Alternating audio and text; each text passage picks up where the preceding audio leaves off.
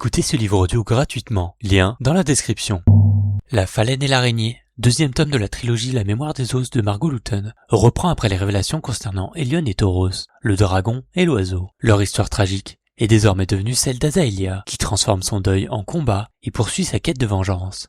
Son frère Miorin rejoint la lutte, mais Maegor semble réservé aux deux héritiers des destinées différentes. À travers ses intrigues politiques, celui-ci cherche à unir les peuples divisés des Terres-Mères et à faire renaître la dragonnerie, institution dont le retour pourrait modifier l'équilibre du monde. Pendant ce temps, Isvandor s'effondre et les ombres gagnent du terrain. Siron, comparé à une araignée tissant patiemment sa toile, manipule les événements et les personnages pour servir des dessins encore obscurs. Lorca, quant à lui, se tourne vers l'art du sang.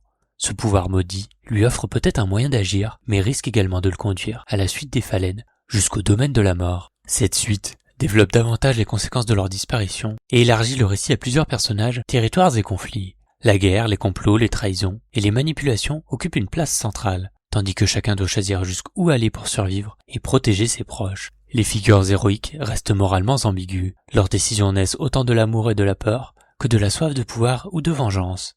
La phalène et l'araignée symbolisent finalement deux formes d'attraction mortelle. L'une se précipite vers ce qui peut la détruire, tandis que l'autre organise patiemment la chute de ses victimes. Grâce à l'offre d'essai audible, écoutez ce livre audio gratuitement. Lien dans la description.